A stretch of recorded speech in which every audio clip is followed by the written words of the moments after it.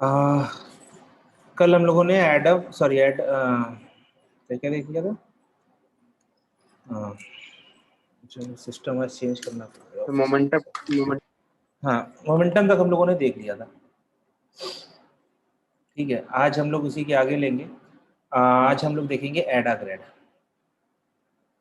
ठीक है, एडा ग्रेड होता है मेरा एडाप्टिव ग्रेडियंट। और आज मैंने एक बंदा है कृष्ण नायक करके यूट्यूब पे, उसका वीडियो देखा एडा ग्रेड का। तो मेन चीज़ें तो उसने ठीक बताई, बट जो सबसे मेन चीज़ थी वो गलत बता गया। और काफ़ी ज़्यादा लोगों ने उसको देख रखा है, नीचे कमेंट्स भी सही हैं। तो ठीक है, हम लोग देखते हैं। मतलब कि तो ज़रूरी नहीं है कि आप कहीं से कोई वीडियो देख रहे हो तो वो ज़रूरी नहीं है कि सही है, बाकी जगह से हम तो उसके देख लेगा। ट्यूटोरियल और वो सब भी देखते रहो। ठीक है, मैं भी गलत बोल सकता हूँ, ये नहीं करो वो गलत है, मैं भी गलत कर सकता हूँ। तो तो कहीं और से उसके क्या नाम कृष्ण बताए? नायक। अच्छा सर, जैसे कहीं कहीं से पढ़े तो एक बुक जैसे रेफर कर लें तो एक आइडिया सही रहेगा ना कि कौन से वे में सही चल रहे हैं। हाँ, बुक से कर लो। और मतलब बुक्स तो 2-3 हैं। जैसे मैं जो पढ़ा रहा हूँ वो मैं पढ़ा रहा हूँ तुम्हारा nnfs.io बुक से।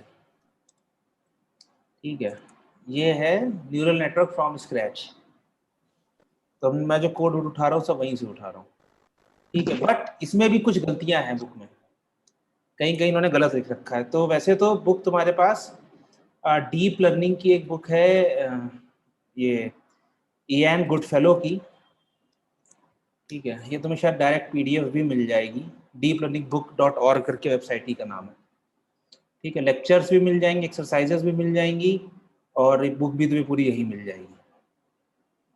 ठीक है, तो ये एक तरह से काफ़ी सही बुक है, क्योंकि ये इसके जो ऑथर हैं वो योशुआ बेंजियो। मतलब कि अगर मशीन लर्निंग में 3 जो बड़े नाम हैं वो हैं यान लकन, मतलब कि लीकन, हिंटन और बेंजियो। ठीक है, सबके लास्ट नाम है, तीनों बंदे को बता रहा हूँ मैं। तो ये किताब उसमें से एक बंदे ने लिखी है, बेंजियो ने। मतलब ये 3 मेन नाम है आपकी दुनिया में जो मशीन लर्निंग डीप लर्निंग में चलते हैं। तो उनमें से एक किताब थोड़ी मैथमेटिकल है। ठीक है, तो अगर मैथमेटिकल नहीं जाना चाहते हो तो सर एक एंड्रू काफ़ी एनजी चीज़ें करके स्किप भी कर। कोई है क्या? एंड्रू एनजी करके वो है, वीडियो लेक्चर्स हैं उसके। ठीक है, हाँ तो वो कैसे है? उसके वीडियो लेक्चर वो भी अच्छे हैं। मतलब कि वो जितना हम लोगों ने अभी तक किया है वो उसकी पहली क्लास है मेरे ख्याल से। मतलब शुरुआत के हाँ। 2-3 वीडियोस में वो खत्म कर देता है 3 घंटे में।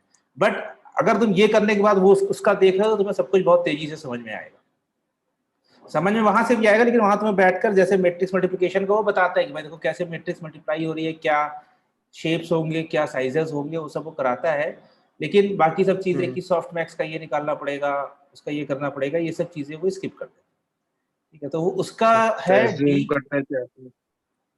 हाँ, वो इतना ज्यूम करता है कि थोड़ा बहुत आपको आता है। ये deep-learning.ai वेबसाइट है। ठीक है, तो इस पर इसका कोर्स है डीप लर्निंग स्पेशलाइजेशन। ठीक है, ये है मेन कोर्स। इसमें 5 कोर्सेज हैं टोटल, सब कुछ है डीप लर्निंग का लेकर। मतलब सिलेबस अगर दिखा दे तो ये सब तुमको टॉरेंट पे फ्री में मिल जाएगा। नहीं खरीदना चाहते हो ना खरीदो, बट सारे कोर्सेज हैं कि क्या होता है। ये न्यूरल नेटवर्क की बेसिक जो हम लोगों ने अभी तक किया है वो सब चल रहा है। ठीक है, हिडन लेयर को लेकर बैक प्रोपगेशन कैसे करना है सब कुछ बताता है, काफ़ी अच्छा बताता है। मतलब इसका आरएनएन के ऊपर, सीक्वेंस मॉडल्स के ऊपर जो एक्सप्लोरेशन है वो आज तक का मुझे सबसे बेस्ट लगा है। मतलब इससे अच्छा कोई और एक्सप्लेन कर नहीं पाया है ये वाला चैप्टर 5 वाला। सर हाँ, मशीन बताओ। लर्निंग का कोई मतलब जी पहले मशीन लर्निंग सीखने की जरूरत नहीं है? मतलब मेरे को नहीं मशीन लर्निंग कुछ नहीं आता है। नहीं नहीं, कोई जरूरत नहीं है इसमें। इसके जो 5 कोर्सेज हैं वो शुरुआत से ही बताता है कैसे कैसे क्या क्या होता है। ठीक है, तो ये पूरा अच्छा, नहीं कराता है मतलब ये। डीप अब तो लर्निंग तुम सीखने के लिए मशीन लर्निंग। नहीं नहीं नहीं नहीं, क्योंकि जो कॉन्सेप्ट है मशीन लर्निंग वाले वो सब हम लोग इसमें भी यूज करते हैं, इसमें भी बताता है। जैसे सेकंड वाला जो कोर्स है इसका वो पूरा वही है कि optimization algorithms, hyper parameter tuning, batch normalization, ये सब क्या होता है, फिर आपके प्रोजेक्ट कैसे बनाने हैं, फिर उसके बाद CNN और सीक्वेंस मॉडल्स, RNN और LSTM और गुरु जो आते हैं, तो उसकी जरूरत नहीं है। अगर मशीन लर्निंग सीखनी है तो सबसे इजी और बढ़िया जो मुझे लगा है वो लगा है यूडेस्टी का है। Intro to machine learning course करके, ठीक है। इन्होंने एकदम सिंपल रखा है, 2-3 ही वो कराते हैं, ये फ्री कोर्स है, तो ये कर सकते हो, लेकिन करो अभी कोई ज़रूरत है नहीं। अगर किसी और को करना है तो मतलब अगर मशीन लर्निंग करनी है तो मैं, कोई भी मुझसे पूछता है, मैं कहता हूँ ये वाला कोर्स कर लो, उसके बाद मैं आगे बताऊंगा। बट ये उतना मतलब कि टफ नहीं है, काफ़ी इजी है, काफ़ी सारी एक्सरसाइजेज है इसमें जो उसकी प्रैक्टिस करा देती हैं। आपका भी जो कोर्स है तो उससे भी मतलब काफी हो जाता है एमएल का। हाँ, मेरा वाला सॉफ्टवेयर। यूडेस्टी वाले से ज़्यादा है डीप। यूडेस्टी वाले में अच्छा। ऑप्टिमाइजेशन, लॉस वॉस कैलकुलेट करना, ये सब नहीं बताते हैं। जैसे यहाँ पर हो जाएगा तुम्हारा, ये था कृष्ण, काफ़ी फेमस बंदा है कृष्ण नायक। हाँ, ये डेटा साइंस के ऊपर वीडियोस बनाता है। इसी का वो एडा ग्रेड वाला था, तो मैंने कहा कि देखिए क्या बता रहा है, तो मेन चीज़ उसने बताई नहीं तो।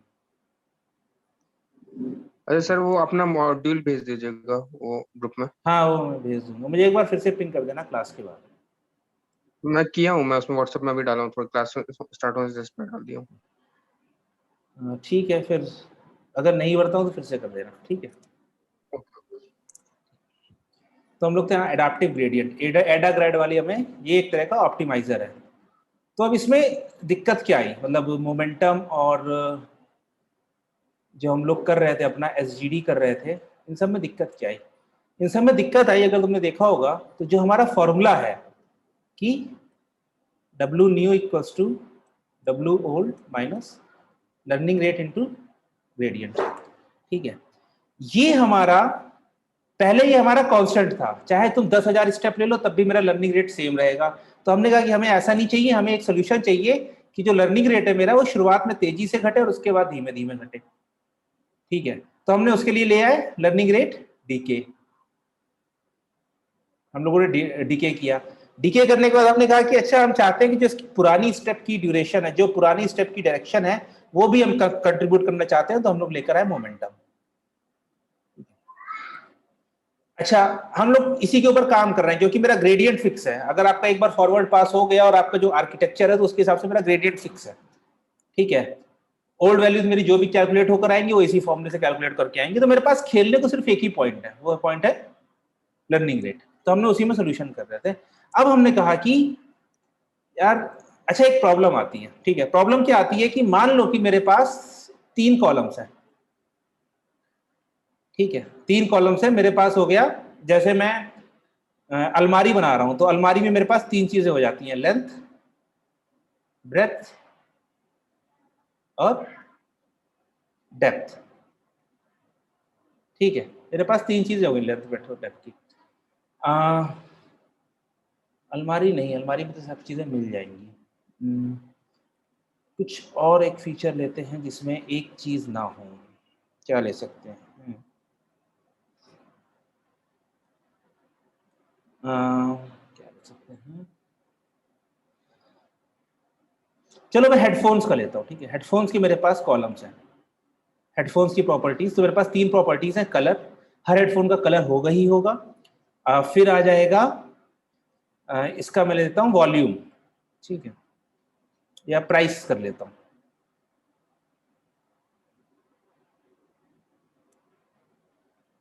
प्राइस। और तीसरा मैं ले लेता हूँ वायरलेस है कि नहीं है, वायरलेस रेंज, ठीक है, ब्लूटूथ है कि नहीं है।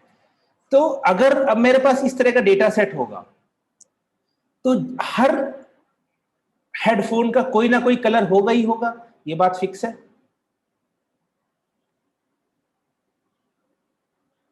ठीक है। ये बात सही है कि नहीं सही है? मतलब हर हेडफोन का कोई ना कोई कलर होगा ही होगा, हाँ सर सही है। ठीक है। तो मेरे पास इस कॉलम में चाहे मेरे पास 100 रोज आ गई, मेरे पास हर रो में वैल्यू है, ठीक है। प्राइस भी हर हेडफोन का कुछ ना कुछ हो गई, तो इसमें भी each row has value. But wireless range में हमारे पास जो ज्यादातर हेडफोन्स होते हैं, जो जैसे मान लो कि 90% मेरे हेडफोन्स हैं, तो वो मेरे वायर्ड वाले और 10% है ब्लूटूथ वाले। तो इसमें मेरे पास ओनली 10% रोज हैज वैल्यू। इस तरह के फीचर्स को, इस तरह के फीचर्स जहां पर हमारे पास हर रो में वैल्यू नहीं होती है, उस तरह के फीचर्स को हम लोग कहते हैं स्पार्स फीचर्स या स्पार्स डेटा। स्पार्स डेटा क्या होता है या फीचर कि most of the values are zero, ठीक है। और एक इसी का करस्पॉन्डिंग हो जाता है हमारे पास डेंस, जिसमें हो जाता है कि मोस्ट ऑफ वैल्यूज हो जाएंगी मेरे पास नॉन जीरो। अच्छा, अब मेरे पास दो कॉलम है जिसमें नॉन जीरो वैल्यूज है और एक कॉलम है जिसमें मेरे पास most of the values zero है, तो होगा क्या? अच्छा, ये जो मेरे पास फॉर्मूला था W new equals to W old minus eta into gradient, ठीक है। तो ग्रेडियंट, अच्छा बताओ, मेरे पास एक मैट्रिक्स होगी, ये क्लियर है हम लोग को? ग्रेडियंट जो हमारे पास आता है एक मैट्रिक्स ही तो आती है कि कुछ और आता है? ठीक है, मैट्रिक्स आती है, ठीक है। इस मैट्रिक्स में हमारे पास हर लेयर के न्यूरॉन के इनपुट के हिसाब से मेरे पास ग्रेडियंट होता है, ठीक है। अब अगर मैं इसको मान लो, इसकी वैल्यू है 0.7, अगर मैं इस मैट्रिक्स को 0.7 से मल्टीप्लाई कर रहा हूं तो इसका मतलब क्या है कि सारी वैल्यूज मेरी 0.7 से मल्टीप्लाई हो रही हैं।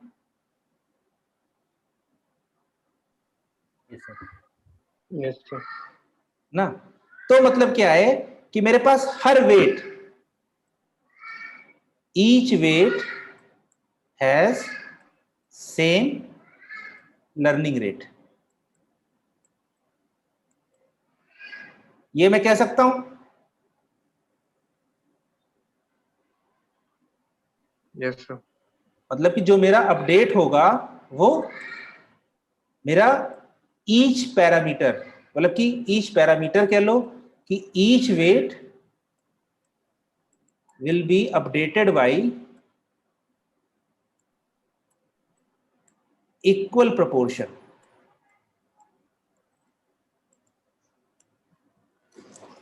ये भी ठीक है?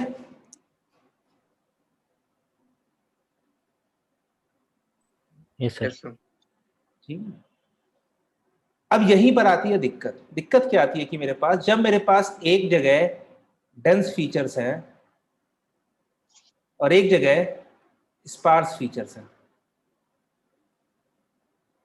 ठीक है, तो यहां पर मेरे पास values are low in quantity या लो इन क्वांटिटी कह लो। हाँ, नंबर की मैं बात नहीं करूंगा क्योंकि हो सकता है कि मेरे पास 10 में से 9 रोज जीरो है बट एक जीरो की वैल्यू 100 हो, और यहां पर वैल्यूज जो होती हैं वो हाई इन क्वांटिटी होती हैं। अब इसके जो वेट्स आएंगे और इसके जो वेट्स आएंगे, क्या ये दोनों सेम रेट से चेंज होने चाहिए?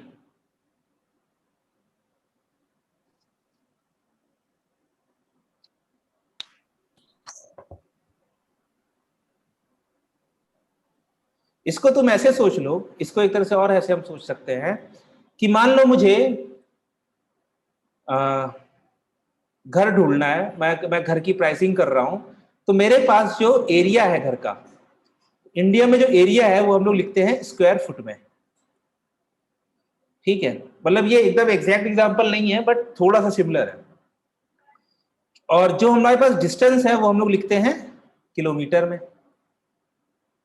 ठीक है। स्क्वायर फीट और किलोमीटर में अंतर होता है, काफी अंतर होता है। तो यहां पर मेरे पास एरिया आएगा 2200 और किलोमीटर आएगी, मान लो 2 ही आया कि भाई मेरा जो स्कूल है मेरे घर से 2 किलोमीटर दूर है। तो मेरी मशीन लर्निंग एल्गोरिथम क्या सोच सकती है कि ये बहुत बड़ी वैल्यू है इसके कंपैरिजन में, तो ये ज्यादा इंपॉर्टेंट है, और वो इसको ज्यादा इंपॉर्टेंस देने लगती है और इसको कम इंपॉर्टेंस देने लगती है। तो हम लोग एक काम करते हैं, हम लोग स्केलिंग करते हैं जिसमें हम इन दोनों को सेम, मतलब कि वो मिन मैक्स स्केलर जो होता है हमारे पास, स्टैंडर्डाइजेशन होता है जिसमें हम इसको मीन से करके सारी वैल्यूज को 0 से 1 के बीच में ले आते हैं, ठीक है। तो उसका सोल्यूशन ये लेकर आते हैं। बट सिमिलरली कॉन्सेप्ट यहां पर भी लग रहा है मेरे पास कि मेरे पास जो वैल्यूज ज्यादा क्वांटिटी में है उनका वेट हाई है और जो वैल्यूज लो क्वांटिटी में है उनका वेट, मतलब कि इन दोनों का वेट सेम है, इन दोनों का जो वेट का अपडेट है वो सेम है। तो हम ऐसा नहीं चाहते हैं, हम चाहते हैं कि जिनका वेट्स हाई हो इनका लर्निंग रेट बहुत तेजी से डिक्रीज हो, मतलब बहुत तेजी से मतलब कि तेजी से डिक्रीज हो, और जिनका वेट जिनका जो स्पार्स हैं, ठीक है, जो स्पार्स हैं और ये डेंस है, जो स्पार्स हैं इनका लर्निंग रेट स्लोली स्लोली कम हो। स्लोली स्लोली कोई शब्द नहीं होता, लेकिन स्लोली स्लोली कम हो। क्यों? क्योंकि यहां पर मेरे पास वैल्यूज ही कम है। अगर ये दोनों सेम रेट से डिक्रीज होंगे, जो मेरा लर्निंग रेट है अगर सेम रेट से डिक्रीज होंगे, तो मेरे पास ये वाला जो फीचर है, जो स्पार्स फीचर है, स्पार्स फीचर इफेक्ट करना बंद कर देगा, इफेक्ट बंद कर देगा। क्यों? क्योंकि लर्निंग रेट दोनों के एक साथ लो हो रहे हैं, तो जहां यहां पर वैल्यूज ही लो है, तो इसकी वजह से इसके वेट के अपडेट्स भी लो हो जाएंगे। तो हम ये चाहते हैं कि जो डेंस फीचर्स हो उनके वेट्स तेजी से कम हो सकते हैं, उसमें हमें कोई दिक्कत नहीं है, बट जो स्पार्स फीचर्स है उनको हम चाहते हैं स्लो स्लो कम हो। तो हम लोग लेकर आए कि भाई हम लोग चाहते हैं कि ईच वेट, मतलब बेसिकली होता है ईच पैरामीटर। सर ऐसा क्यों चाह रहे हैं हम लोग कि स्पार्स वाला धीरे धीरे कम हो, धीरे धीरे बदले, और डेंस वाला तेजी से बदले?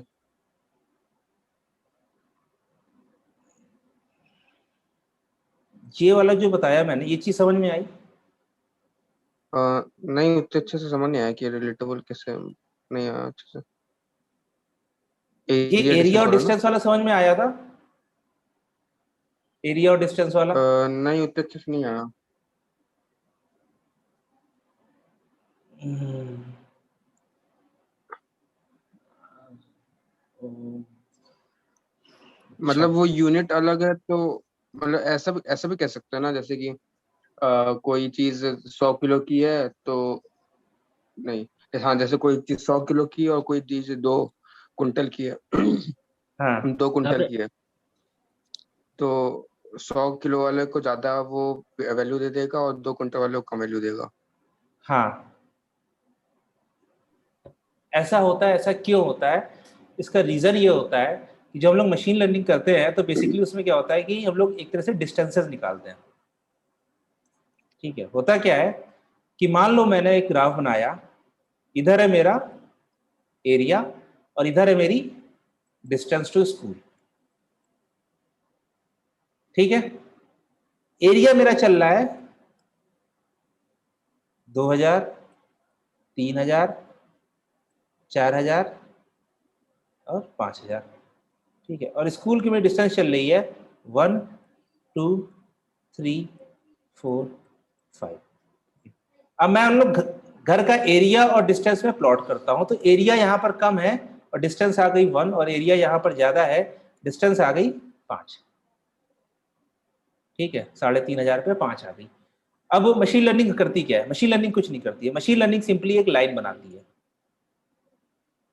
ठीक है, ये लाइन बनाती है और ये तुमसे कहती है कि अब तुम बताओ कि अगर तुम्हारे पास 7000 स्क्वायर फुट का मकान होगा तो उसकी डिस्टेंस टू स्कूल कितनी होगी? तो तुम बता दोगे कि मेरे पास 25 होगी, और 25 किलोमीटर तुम शहर से बाहर चले जाओगे। तो वो बात छोड़ो। ठीक है, ये काम कैसे करती है, ये लाइन कैसे बनाती है? तो ये लाइन ऐसे बनाती है, ये एक रैंडम लाइन लेती है, ये एक रैंडम लाइन लेती है। मान लो कि इसने शुरुआत में ये लाइन ली, जैसे हम लोग रैंडम वेट्स लेते हैं वैसे हमने रैंडम लाइन ली। शुरुआत में इसने ये लाइन ली, इसके बाद ये हर पॉइंट की उस लाइन से डिस्टेंस निकालती है। ठीक है, अभी ये मैंने एकदम हॉरिजॉन्टल लाइन ली थी, तो मेरे पास इस फील्ड में डिस्टेंस कुछ नहीं मिलेगी, इस फील्ड में खाली डिस्टेंस आएगी मेरी, इसमें मान लो आ गई मेरे पास 24 और इसमें इधर आ गई 20। ठीक है, अभी मैं एक रैंडम लाइन और लेता हूं। ठीक है, मैंने एक रैंडम लाइन और ली। ठीक है, अब मैं इसकी डिस्टेंस और इसकी डिस्टेंस निकालूंगा। तो ये लाइन की मेरी डिस्टेंस हो जाएगी, सही बना रहा हूँ नहीं बना रहा हूँ, जो कुछ गड़बड़ कर रहा हूँ मैं। वर्टिकल डिस्टेंस ये हो जाएगी और हॉरिजॉन्टल डिस्टेंस, अरे यार ये गड़बड़ हो गया। Shit.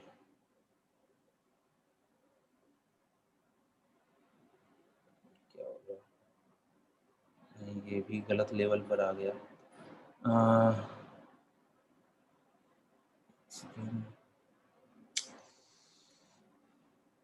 ये अब जाएगा ही नहीं।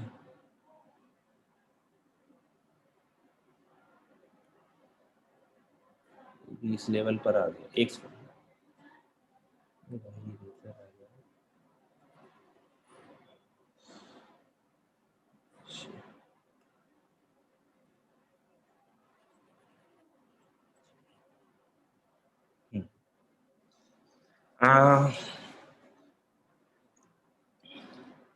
अच्छा ठीक है,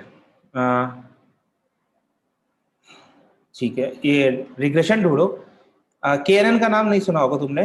KNN एक एल्गोरिथम होती है, के नियरेस्ट नेबर्स। उसमें क्या करते हैं कि हम लोग को कोई चीज एस्टिमेट करनी होती है, तो हमारे पास जो 5 उसके सबसे क्लोजेस्ट वाले वैल्यूज होती है, या 3 या जो भी होती है, मतलब कि 2 3 5, एक के की वैल्यू रैंडम होती है। मतलब रैंडमली हम लोग डिसाइड कर सकते हैं कि 2 नियरेस्ट या 3 नियरेस्ट या 5 नियरेस्ट या n नियरेस्ट लेना चाहते हैं, ठीक है।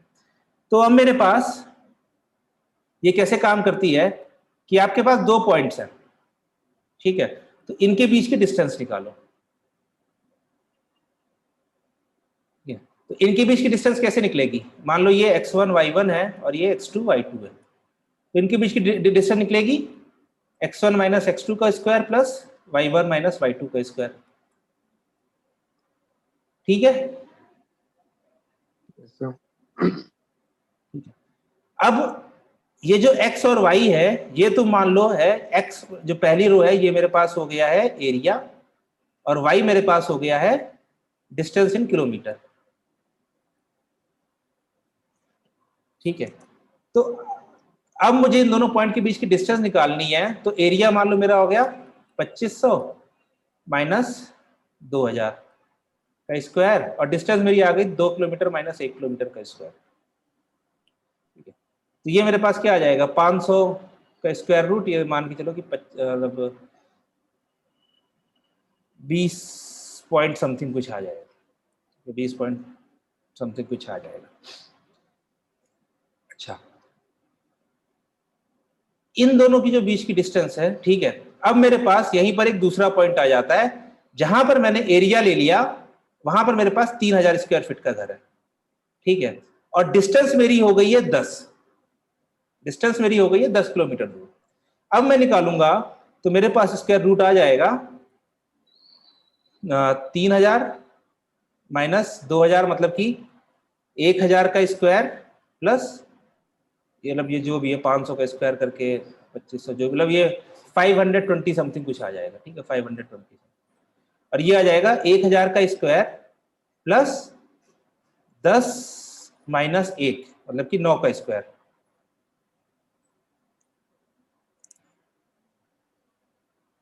नाइन का स्क्वायर। तो ये मेरे पास क्या आ जाएगा 10,081 का स्क्वायर। तो ये मेरे पास कितना आ जाएगा, मेरे ख्याल से 909 कुछ ऐसा आ जाएगा, ठीक है, स्क्वायर रूट। तो यहां पर मेरे पास डिस्टेंस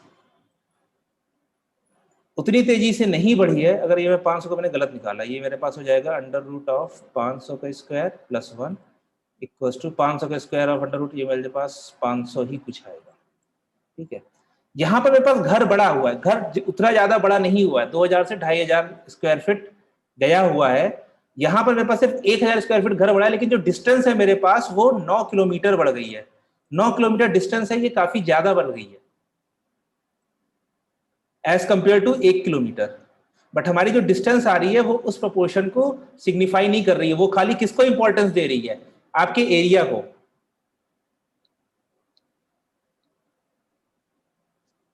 हाँ सर, हाँ ना, ये खाली एरिया को दे रही है। ये तो दो और एक था, 1 किलोमीटर को इसने इग्नोर ही कर दिया और 9 किलोमीटर डिस्टेंस बढ़ गई है, तब भी इसकी ये जो आया है ये खाली एरिया 1000 स्क्वायर फीट बढ़ा है, उसकी वजह से 900 आया है। अगर मैं सेम एरिया रखता हूं, अगर मैं 2000 ही रखता हूं तो मेरे पास डिस्टेंस हो जाएगी 0 पॉइंट मतलब कि 9 का स्क्वायर इक्वल टू 9। मेरे पास इधर 9 डिस्टेंस है और इधर 520 डिस्टेंस है, 2 पॉइंट्स के बीच में। तो हम लोग करते क्या है KNN में कि जो पॉइंट्स क्लोजर होते हैं, KNN में क्या होता है, जो पॉइंट्स क्लोजर होते हैं, the closer points are considered and, मतलब उनका एवरेज हम लोग लेते हैं या फिर उनकी जो भी क्लास होती है वो हम लोग ले लेते हैं, and there average is taken. मतलब कि मान लो कि मैं यहाँ पर प्लॉट बना रहा हूँ, प्लॉट मतलब कि एक ग्राफ बना रहा हूँ मैं, ठीक है। इस ग्राफ में यहाँ पर मेरे पास कैट्स हैं, यहाँ पर मेरे पास डॉग्स हैं। अब मेरे पास एक नया पॉइंट आया, अब ये नया पॉइंट कैट होगा कि डॉग होगा, हमें ये पता करना है। तो हम लोग क्या करते हैं, हम लोग हर पॉइंट से इसकी डिस्टेंस निकालेंगे कि नहीं, हर पॉइंट से नहीं, हम लोग हाँ निकालते हैं, जो एल्गोरिथम होती है उसमें तो निकालते ही हैं, बट अभी हमारे लिए हम लोग क्या करते हैं इसको कि इसकी सारे पॉइंट से डिस्टेंस निकालने के बाद जो क्लोजेस्ट 3 पॉइंट्स होंगे, मान लो कि मैं लगा रहा हूं 3NN, ठीक है, k की वैल्यू मैंने 3 कर दी। इसका मतलब क्या है कि जो क्लोजेस्ट 3 पॉइंट्स होंगे ये उनको कंसीडर करेगा। तो मान लो मेरे पास जो क्लोजेस्ट 3 पॉइंट्स आए वो आए ये और ये, मतलब कि 2 कैट और 1 डॉग, ठीक है। तो जो इसके पास क्लोजेस्ट 3 पॉइंट होंगे उनमें से मेजॉरिटी वोट ले लेगा और ये बोल देगा कि क्योंकि मेरे पास ज्यादा कैट्स हैं तो मैं कैट हूं, मैं डॉग नहीं। ये इसने कैसे किया, ये इसने डिस्टेंस निकाली, और डिस्टेंस का हमने अभी निकाला, देखा एक फॉर्मूला कि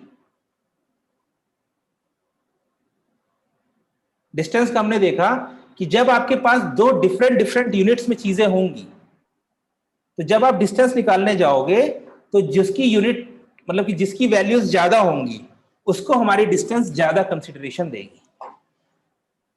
मतलब छोटी डिस्टेंस को जो कि मतलब कि बहुत बड़ी चीज हो सकती है घर ढूंढने में, किलोमीटर्स 9 किलोमीटर्स, लेकिन मतलब उसको वो कंसिडरेशन मैग्नीट्यूड में ध्यान देता है और यूनिट में ध्यान नहीं देता है। हाँ वो मैग्नेट, उसे यूनिट का क्या मतलब है, इसके लिए सब नंबर्स हैं, मशीन लर्निंग के लिए सब कुछ नंबर्स हैं, यूनिट कुछ नहीं है। तो हम लोग क्या करते हैं इस प्रॉब्लम को सॉल्व करने के लिए, हम सारी वैल्यूज को, सारे कॉलम्स की वैल्यूज को चेंज कर देते हैं 0 से 1 के बीच में। तो इससे मेरी जो यूनिट वाली जो दिक्कत आती है वो ये दिक्कत सॉल्व कर देता है। इसी को हम लोग करते हैं स्टैंडर्डाइजेशन और नॉर्मलाइजेशन, स्टैंडर्डाइजेशन और नॉर्मलाइजेशन। Okay sir. तो ये मेरे पास दिक्कत आती है। अब एक सेकंड, अब क्या हुआ, अब मैं वही कह रहा हूं कि यहां पर भी सिमिलरली मेरे पास जो 2 डिफरेंट फीचर्स हैं, एक में बहुत सारी वैल्यूज हैं, ठीक है, एक में बहुत कम वैल्यूज है, स्पार्स वैल्यूज है। तो यहां पर वैल्यूज ज्यादा हैं तो लर्निंग रेट में यहां पर ज्यादा तेजी से डिक्रीज कर सकता हूं, ठीक है। डेंस वाले केस में मैं लर्निंग रेट तेजी से डिक्रीज कर सकता हूं क्योंकि मेरे पास तब भी इंफॉर्मेशन बची रहेगी। मेरे पास क्या होता है, मेरे पास एक होता है लर्निंग रेट और एक होता है ग्रेडियंट, ठीक है। जब मेरे पास ज्यादा वैल्यूज हैं तो मेरे पास ग्रेडियंट भी ज्यादा आएगा। मतलब वैल्यू, मैं यहाँ पर ग्रेडियंट के मैग्नीट्यूड की बात नहीं कर रहा हूं, मैं कह रहा हूं कि मेरे पास कुछ वैल्यूज आएंगी कि हाँ ठीक है, उसमें क्योंकि छोटा सा चेंज करने पर उसकी काफी सारी चीजें चेंज हो सकती हैं। यहां पर मेरे पास मोस्ट ऑफ द वैल्यूज 0 है। तो अगर मैं हल्का सा लर्निंग रेट चेंज करूंगा तो मेरी most of the values unaffected ही रहेंगी, उनमें कोई इंपैक्ट नहीं आएगा, ठीक है। और अगर मैंने ज्यादा तेजी से मतलब कि जो मेरे पास इंफॉर्मेशन है, मेरे पास इंफॉर्मेशन 2 जगह से है, ये है मेरे पास इंफॉर्मेशन और ये है मेरे पास इंफॉर्मेशन मल्टीप्लायर, ठीक है। यहां पर मेरे पास ग्रेडियंट्स मोस्टली 0 आएंगे या फिर बहुत लो आएंगे, तो मैं चाहूंगा कि मेरा जो लर्निंग रेट है वो धीरे धीरे डिक्रीज करे। यहां पर मेरे पास ग्रेडियंट्स ज्यादा रहेंगे क्योंकि मेरे पास वैल्यूज बहुत ज्यादा है, तो मैं चाहूंगा कि मेरे पास जो लर्निंग रेट है वो मैं तेजी से डिक्रीज करने की चॉइस ले सकता हूं, चांस ले सकता हूं।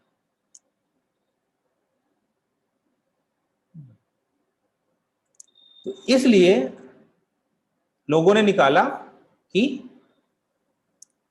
अब हम लोग जो हमारे पास जो फॉर्मूला था, ठीक है, हमारे पास फॉर्मूला क्या था कि W new equals to W old minus eta into gradient, कि हर पैरामीटर के लिए, हर वेट और हर बायस के लिए मेरे पास सेम लर्निंग रेट रहेगा। इसका मतलब क्या है कि ईच पैरम, और पैरामीटर क्या है मेरे पास, weights and biases, has same learning rate. तो इन्होंने निकाला कि जब मेरे पास स्पार्स डेटा है तो उस केस में मैं चाहता हूं कि ईच पैरामीटर या each weight and bias should have different learning rate. और इसी प्रॉब्लम को सॉल्व किया मेरे लोग क्या पढ़ रहे थे, एडाग्रेड। ठीक है, तो एडाग्रेड का पहले असल में बताता हूं फॉर्मूला क्या होता है। फॉर्मूला होता है इसका, इसके हमारे पास एक कैशे होता है। कैशे होता है मेरे पास समेशन ऑफ, ठीक है, ये होता है cache plus equal to summation of gradient का स्क्वायर। जो भी ग्रेडियंट आ रहा है उसको ऐड करते जाओ। उसके बाद मेरे पास जो वेट होते हैं, अपडेट्स होती हैं, वो होता है W new equals to W old minus eta divided by square root of cache plus epsilon into gradient. ठीक है, सर हम लोग के पास जो स्पार्स मैट्रिक्स बनेंगी वो रेलू फंक्शन की वजह से बनेंगी, तभी हम लोग ये सब अट्रैक्ट नहीं, रेलू की वजह से तो हो सकता है स्पार्स बने ना, मगर मैं यहाँ फीचर की बात कर रहा हूँ। जो मेरे पास इनपुट आ रहा है वो इनपुट ही मेरे पास एक स्पार्स कॉलम है। अच्छा, उसी में most of the value zero है। मैंने एग्जांपल वही लिया था ना, हेडफोन का कलर, प्राइस और वायरलेस की रेंज। तो कलर और प्राइस हर हेडफोन का होगा, बट वायरलेस की रेंज जो कॉलम है उसमें most of the value zero होंगी, क्योंकि ज्यादातर हेडफोन हमारे वायर्ड होते हैं। ओके ओके, ठीक है, तो अब यहां पर ये जो काम है, असल में लोग इस फॉर्मूले को ऐसे लिखते हैं, बट ऐसे लिखने से आप कंफ्यूज हो जाओगे, इसीलिए मैंने इस फॉर्मूले को ऐसे लिखा है कि ये अब मेरा बन गया नया लर्निंग रेट।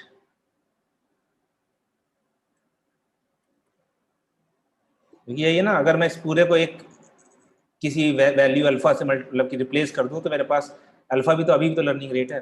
तो ये कर क्या रहा है, पहली चीज है जो कैशे है, कैशे बोल रहा है कि जो भी ग्रेडियंट आ रहा है उसका स्क्वायर करो, ठीक है, उसका स्क्वायर करो और उसको ऐड करते जाओ सारे, मतलब कि मेरे पास स्टेप 1 के ग्रेडियंट आए, ठीक है, स्टेप 1 के ग्रेडियंट आए, इसको स्क्वायर करो और कैशे में ऐड कर दो। स्टेप 2 के ग्रेडियंट आए, उनको स्क्वायर करो और कैशे में स्टेप 1 के ग्रेडियंट तो थे ही, स्टेप 2 के भी स्क्वायर ग्रेडियंट्स आ गए, स्टेप 3 के भी स्क्वायर ग्रेडियंट्स, ऐसे करके 10,000 स्टेप्स हैं तो सब तक हो जाएगा। इससे हो क्या रहा है, पहली चीज है, अच्छा ये, और ये क्या है, under root of cache plus epsilon, ठीक है। तो ये एप्सिलॉन क्या है, एप्सिलॉन मेरा एक होता है वेरी स्मॉल नंबर, जिसको हम रखते हैं कि मान लो कि मेरे ग्रेडियंट शुरुआत से ही जीरो आने लगे। अगर मेरे ग्रेडियंट शुरुआत से ही जीरो आने लगेंगे तो क्या होगा, ठीक है, तो क्या होगा, ग्रेडियंट जीरो आया और यहां पर एप्सिलॉन नहीं है, तो ये जीरो आया तो ये डिवाइड बाय जीरो एरर दे देगा मेरा, square root of zero zero हुआ और उसका एन eta divide by zero square root रह जाएगा। तो हम खाली एक एप्सिलॉन रखते हैं जो कि बहुत छोटी value, generally 10 to the power -8, 10 to the power -9 ऐसी वैल्यू रखते हैं कि ये डिवाइड बाय जीरो एरर ना आए, अगर मेरे पास जीरो कैशे भी आ जाए तो, ठीक है। कांस्टेंट होता है एप्सिलॉन नॉट। हाँ, मतलब ये भी एक तरह से हाइपर पैरामीटर ही है। टेंसर फ्लो कहता है कि आप 10 टू द पावर 8 -8 -9 रख लो। पाइटॉर्च कहता है कि थोड़ा और छोटा थोड़ा और बड़ा रख सकते हो, 10 टू द पावर -7 तक रख सकते हो, तो वो सब चीजें हैं। बट ये भी एक तरह से हाइपर पैरामीटर है कि हमें ये ट्रेनिंग करने के पहले डिसाइड करके रखना पड़ेगा लर्निंग रेट के जैसे, ठीक है। अच्छा, और जो हमने स्क्वायर किया था उसी को हम लोग कैशे से मतलब इसका स्क्वायर रूट ले रहे हैं, तो उसकी वैल्यू ऑलमोस्ट सेम आएगी बट सेम नहीं आएगी। एग्जाम्पल के तौर पर मेरे पास वैल्यूज हैं 1 2 4, ठीक है, तो इसका अगर मैं स्क्वायर करूंगा, अगर मैं इसका सम करूंगा, मतलब सम करो, स्क्वायर करो, सम करो और डिवाइड करो, तो ये मेरे पास हो जाएगा 1 + 4 + 16, 16 4 20 1 21, तो 21 मेरे पास आ जाएगा, क्या आ जाएगा 4 पॉइंट समथिंग आ जाएगा मेरे पास, ठीक है। और अगर मैं इनको नॉर्मली सम करूंगा तो मेरे पास 7 आ जाएगा। तो मेरे पास एक छोटी सी वैल्यूज आ रही है जो मैं सारे ग्रेडियंट्स को ऐड करके लेकर आ रहा हूं तब भी, ठीक है। अब इससे होता क्या है, ठीक है, इसको तुम ऐसे सोचो कि जो मेरे पास डेंस फीचर्स होते हैं, ठीक है, जो मेरे पास डेंस फीचर्स होंगे उनका जो ग्रेडियंट होता है उसका मैग्नीट्यूड बड़ा रहता है,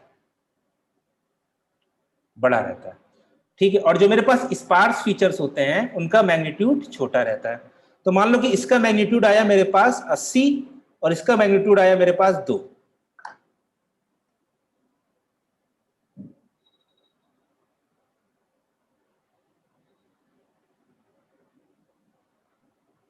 ठीक है।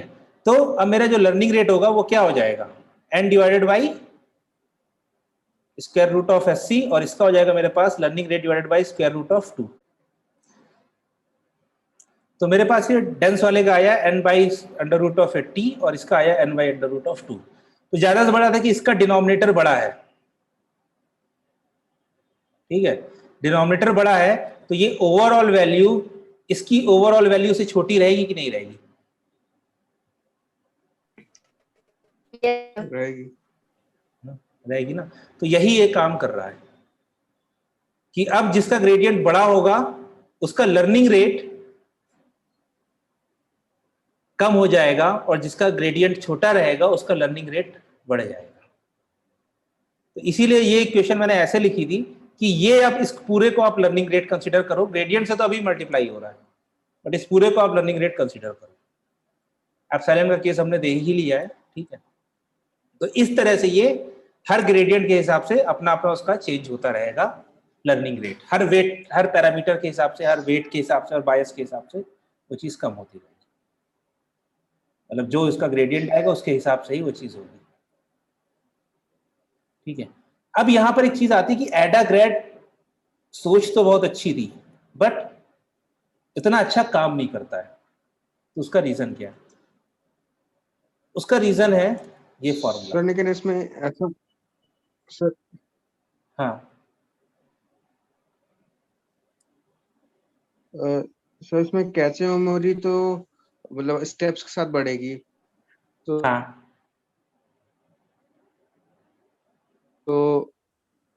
स्टार्टिंग में तो कैचे मेमोरी कम रहेगी और जैसे ही बढ़ती जाएगी वैसे कैचे मेमोरी भी बढ़ती जाएगी। हाँ, हेलो। हाँ तो मतलब इस स्टेप के साथ कैसे बढ़ते रहेगी। हाँ आगे बताओ अभी। तब तो हाँ तो मतलब स्टार्टिंग में लर्निंग रेट ज्यादा ही रहेगा और लास्ट में मतलब एंड जैसे जैसे बढ़ते जाएंगे वैसे हाँ, लर्निंग रेट भी बढ़ते जाएगा। लर्निंग रेट घटता जाएगा। कैशे बढ़ रहा है ना मेरे पास हाँ कौन? घटता जाएगा। हाँ हाँ, हाँ तो हाँ यही हाँ। इसके साथ दिक्कत है। अच्छा यही चाह यही रहे तो थे हम लोग, दिक्कत पहले है, भी यही चाह यही तो इसके साथ दिक्कत है और यही इसके साथ दिक्कत है क्योंकि कैशे मेरा क्या है, समेशन ऑफ डेल्टा का स्क्वायर, सारी वैल्यूज को स्क्वायर करो और उसको ऐड करते जाओ। हाँ हाँ। तो ये वैल्यू हमेशा पॉजिटिव रहेगी, यस। या तो जीरो रहेगी या पॉजिटिव रहेगी, निगेटिव तो नहीं हो सकती हम्म ना। तो अब मेरे पास स्टेप हम्म बढ़ने के साथ कैशे क्या होगा, बढ़ता जाएगा, ठीक है। अच्छा अगर ये बढ़ रहा है तो मेरे पास eta divided by square root of cache, इसकी वैल्यू क्या होगी, इसकी वैल्यू डिक्रीज होगी घटती जाएगी। ना। जो डिक्रीज होगी तो एडा ग्रेड क्या करता है, एडा ग्रेड बहुत सारे केसेस में क्या करता है कि इसकी वैल्यू डिक्रीज हो रही है तो बहुत जल्द ही मतलब कि it diminishes learning rate very rapidly.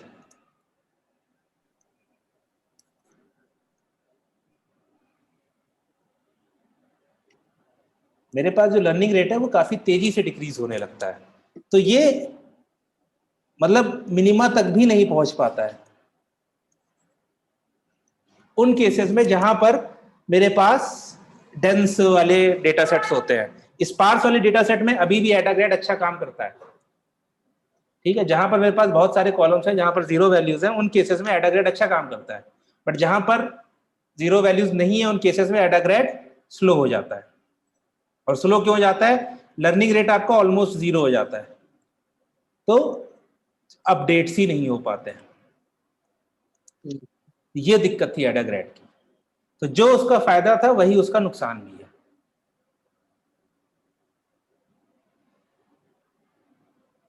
Sunny के नाम भी बोले कि बेस्ट है ना ये? नहीं, एडम बेस्ट है। अच्छा, एडम बेस्ट है, ओके। एडम बेस्ट है, एडाग्रेड नहीं। एडाग्रेड तो मतलब बहुत ही रेयरली लोग यूज करते हैं जब तक स्पार्स डेटा सेट ना आए, नहीं तो नॉर्मली एडम ही चलता है, एडम या फिर एसजीडी विद मोमेंटम।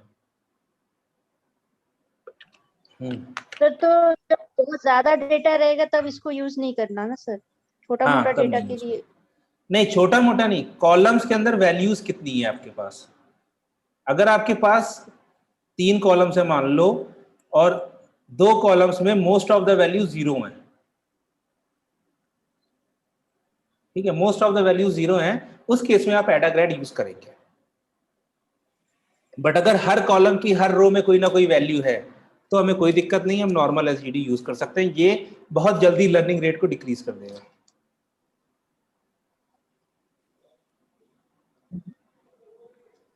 ओके, ठीक है, तो ये था एडाग्रेड। फिर उसके बाद आता है हमारे पास, इस प्रॉब्लम को सॉल्व करता है थोड़ा सा आरएमएस प्रॉप। आरएमएस प्रॉप को फुल फॉर्म होता है रूट मीन स्क्वायर प्रोपगेशन, ठीक है। इसका सब कुछ सेम रहता है, बस इसका तरीका बदल जाता है अपडेट करने का। वो क्या होता है? कैशे का, ठीक है। फॉर्मूला अभी उसका फॉर्मूला सेम है, इसका कैशे बदल जाता है। इसका कैशे हो जाता है equals to, sorry,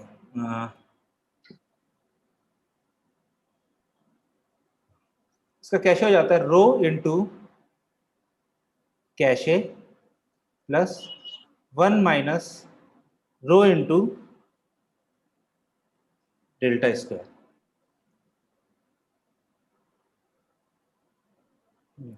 row into cache plus 1 minus rho into delta cache, और उसका फॉर्मूला अभी भी वही है कि W new equals to W old minus eta upon square root of cache plus epsilon into delta. तो ये क्या कर रहा है? ये फॉर्मूला कल हम लोगों ने देखा था, इसके केस में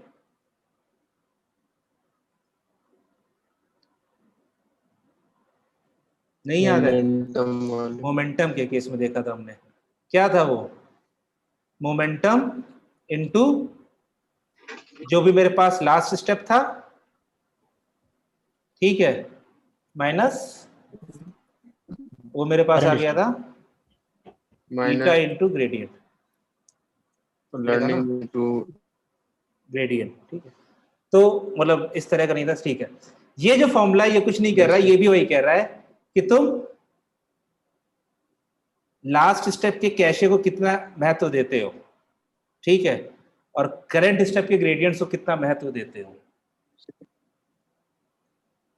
तो इसमें भी हम लोग वही लास्ट स्टेप प्लस कैशे का फॉर्मूला वही है। कैशे का फॉर्मूला ये है, अपडेट्स का फॉर्मूला सेम है।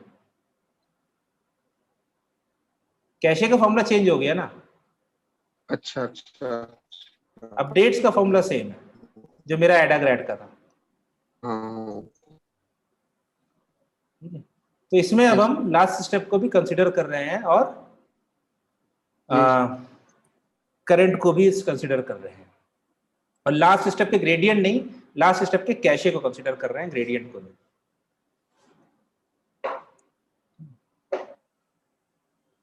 और रो की वैल्यू वही हमारी 0 से 1 के बीच में कुछ भी हो सकती है। ये जो रिप्रेजेंटेशन है, ये जो रिप्रेजेंटेशन है,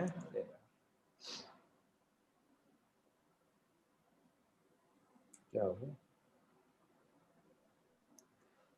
गया क्या?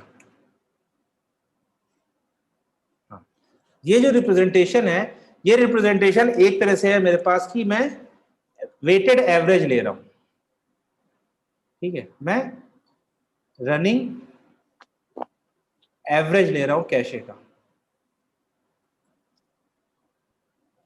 रनिंग एवरेज क्या होता है कि मैं लास्ट की कुछ वैल्यूज को कंसीडर कर रहा हूं और सबका एवरेज लेके चलता चला जा रहा हूं। ये कैसे होगा, ये तुम लोग को सर्च करना है। सर वेटेड एवरेज वही है ना, जैसे वेटेड एवरेज एक उसमें मशीन लर्निंग में भी था कि जिस वेट की ज्यादा इंपॉर्टेंस है उसको ले रहे हैं, उसको कंसीडर कर रहे हैं। जैसे वो दिक्कत कर रहा था कि मतलब कि ये है कि हमारा ये वो वाला नहीं है, ये है कि ये लास्ट के, मतलब कॉन्सेप्ट वहीं से आता है या उसमें कॉन्सेप्ट यहीं से आता है, मतलब कि ये लास्ट के कुछ स्टेप्स का एवरेज ले रहा है। मतलब तुम ये करना, ये जो फॉर्मूला है ना, जो फॉर्मूला है कि rho into C plus 1 minus rho into delta का स्क्वायर, तो ये टी का है, तो ये सी एट टी है, रो एट सी टी माइनस 1, ठीक है। तो कैसे ये लास्ट, अब ये जो सी ऑफ टी माइनस 1 है, इसको मैं क्या लिख सकता हूँ, rho into rho C T minus 2, ठीक है, plus 1 minus rho into delta of T minus 1 का square plus 1 minus rho into delta of T का स्क्वायर, ठीक है। तो इसको जब मैं एक्सपैंड करूंगा, हाँ अच्छा यहाँ पे रो भी एक छोटी कांस्टेंट है कोई सर? रो हम लोग का वही हाइपर पैरामीटर है एक, और जैसे उसमें एप्सिलॉन और वो था, लर्निंग रेट था, हम लोगों ने डीके देखा, मोमेंटम में मोमेंटम देखा, यहाँ पर मेरे पास रो आ जाता है। अच्छा, हम लोग के जितने पैरामीटर्स देख रहे हैं तो हम लोग को जो उसमें जो पैरामीटर्स होंगे तो वही यही सब है जो मिलेंगे हम लोग को उसमें टॉर्च में। हाँ, ये सब तुमको वही मिलेंगे, सेम चीज मिलेगी, ठीक है। तो इसको जब तुम एक्सपैंड करोगे तो तुम्हें मिलेगा क्या, rho square of C of T minus 2 plus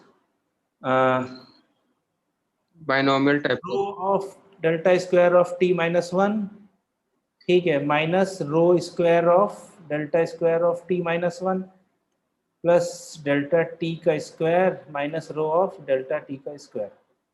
तो इसमें मोस्ट ऑफ द टर्म्स क्या होते हैं सर, मतलब वही रिसेंट वैल्यू जो रहेंगी।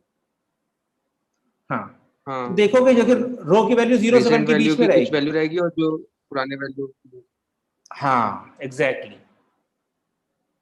ये जो फॉर्मूला है ये मेरा क्या कर रहा है, ये मेरा रिसेंट वैल्यूज को ज्यादा फोकस दे रहा है as compare to older values. क्यों? क्योंकि तुम देखोगे टी माइनस 2 पर रो स्क्वायर है, ठीक है, और सी ऑफ टी माइनस 2 पर रो स्क्वायर है, और टी माइनस 1 पर मेरा रो था, इसको मैं फिर आगे एक्सपेंड करूंगा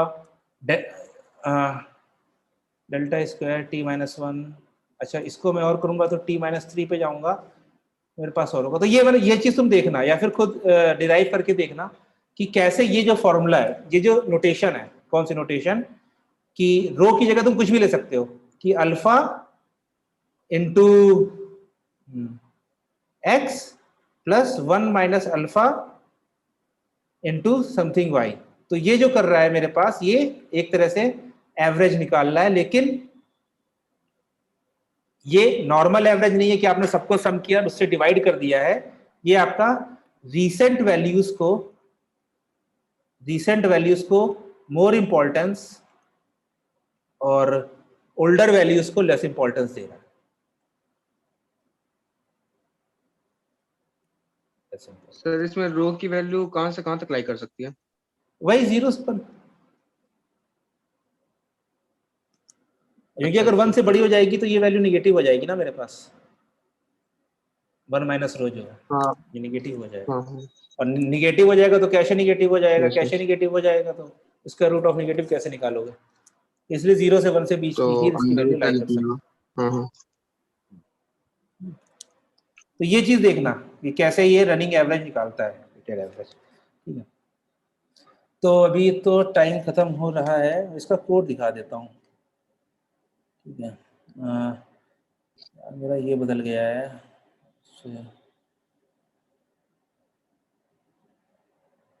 हाँ ये देखो, एकदम सेम कोड है, सिमिलर जैसा ही।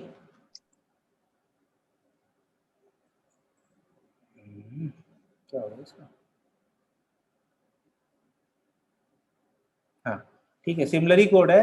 यहाँ पर मेरे पास ये देखो एप्सिलॉन जो मैंने वो लिखा था, उसकी वैल्यू 10⁻⁻7 मैंने पास कर दिया बाय डिफॉल्ट। ठीक है, ये एडाग्रेड का मैं कोड दिखा रहा हूँ। तो एडाग्रेड के कोड में मेरे पास रो नहीं होता है, मेरे पास सिर्फ खाली एप्सिलॉन होता है, एक एक्स्ट्रा जो आता है। तो मैंने 10⁻⁻7 ले ली है। लर्निंग रेट, डीके ये सब जानते ही हो, तुम लोग समझ ही गए हो।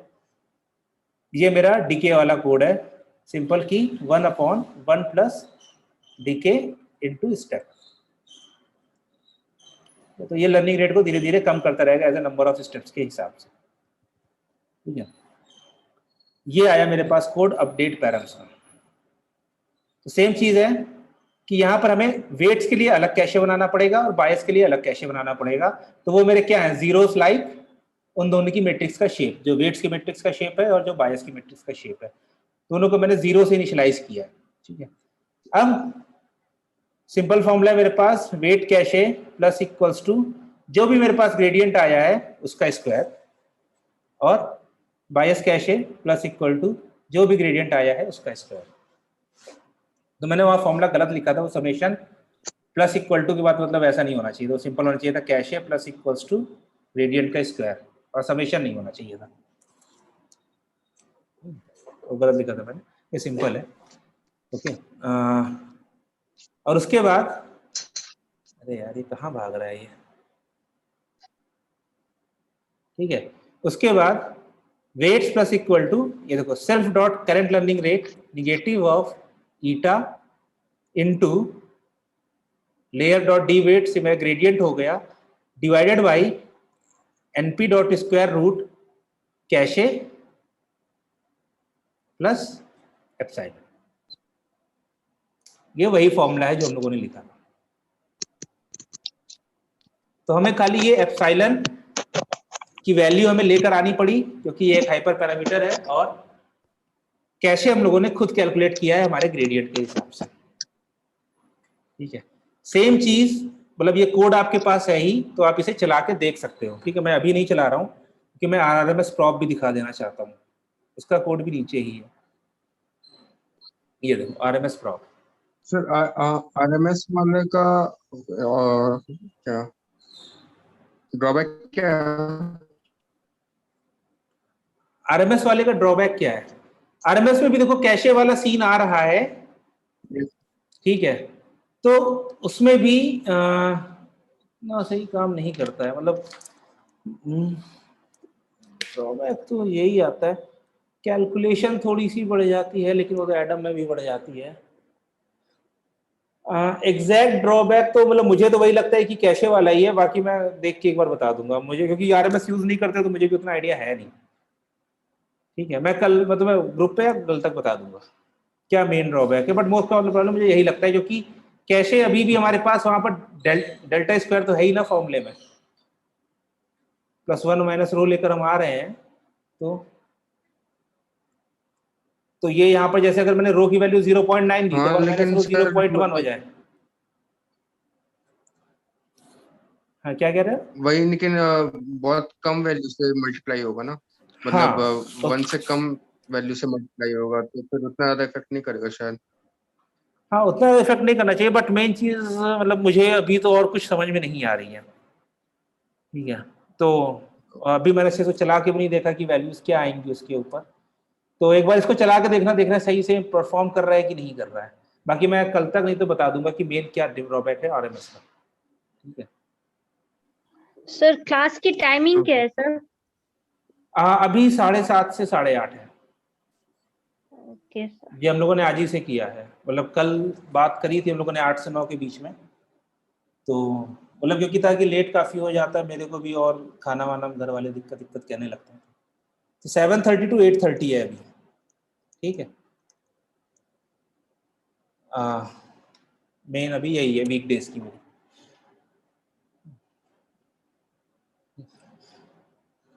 ठीक है, यहाँ पर मैंने आरएमएस प्रॉप में एक और ले आया, रो की वैल्यू जैसे 0.9 ले ली, उसको मैंने इनिशियलाइज कर लिया और एप्सिलॉन तो इसमें भी लग ही रहा है मेरा। ठीक है, तो 10⁻⁻7 मैंने ले लिया है। बाकी सब कुछ लगभग लगभग सेम है, बस ये देखो जो कैशे मेरा बन रहा था, कैशे का फॉर्मूला चेंज हो गया। क्या हो गया? Rho into cache plus 1 minus rho into gradient का स्क्वायर। ये मेरे पास हो गया कैशे इक्वल टू दिस, और सेम मेरे पास वेट का, सेम मेरे पास बायस का हो गया। ये वाला फॉर्मूला अभी भी सेम है कि minus learning rate divided into gradient divided by square root of cache plus epsilon. ये चीज मैं भी दिखाना चाहता हूँ। देखो यहाँ पर मैंने फॉर्मूला काफी चेंज कर दिया है, बट मेरा कोड उतना ज्यादा डिफिकल्टीज चेंज नहीं हुआ है, बहुत इजीली चेंज हो गया है।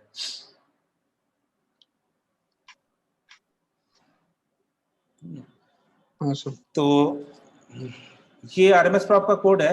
मैं आपको बोल देता हूँ आपको क्या करना है आज। ठीक है, एनोटेट कहाँ गया? एनोटेट। ठीक है, आज आपको दो काम करने। पहली चीज है कि ये rho into cache plus 1 minus rho into delta का स्क्वायर। तो कैसे ये मतलब कैशे एट t माइनस 1 कि कैसे ये एवरेज ले रहा है या फिर रिसेंट वैल्यूज को, मतलब इसे कहते हैं रनिंग एवरेज। मतलब रनिंग एवरेज भी एकदम सही वर्ड नहीं होगा, रिसेंट वैल्यूज को मोर इंपॉर्टेंस और ओल्डर वैल्यूज को लेस इंपॉर्टेंस कर रहा है। ठीक है, पहली चीज है ये। दूसरा काम करना है कि आपको जो हम लोगों ने कल कोड चलाया था उसी कोड में आपको एडाग्रेड और आरएमएस प्रॉप इन दोनों को चेंज करके, जो ऑप्टिमाइजर है उसमें चेंज करके आपको इसमें डिफरेंट वैल्यूज के साथ देखना है कि कैसा परफॉर्म कर रहा है। ठीक है, पहले आप लोग डिफॉल्ट वैल्यूज से करना, बाद में और एक्सपेरिमेंट करना चाहते हो तो और वैल्यूज ऐड करना। मुझे इनके रिजल्ट दे देना कि आपके आखिरी में कितनी एक्यूरेसी आ रही है, एक्यूरेसी और लर्निंग रेट। जो कोड हम लोगों ने कल चलाया था उसी में खाली आपको ऑप्टिमाइजर चेंज करने हैं, एडाग्रेड और आरएमएस प्रॉप एक एक करके चलाना है और देखना है कि कैसे क्या एक्यूरेसी आ रही है। ठीक है, तो ये है काम आज का। बाकी फिर कल मिलते हैं एडम के साथ, ऑप्टिमाइजर खत्म करते हैं। सर कल का वीडियो ग्रुप में सेंड कर दीजिएगा। वो यूट्यूब पर है। Okay okay okay okay sir, देख लेंगे। वो पब्लिक ही है, वो मतलब कि पब्लिक भी, और अभी तक शायद आईडी में आया हो ना आया हो, लेकिन हाँ पब्लिक तो है वो कल वाला। हाँ सर, वो अपलोड हो गया। हाँ ठीक है, चलो फिर कल मिलते हैं। Okay okay.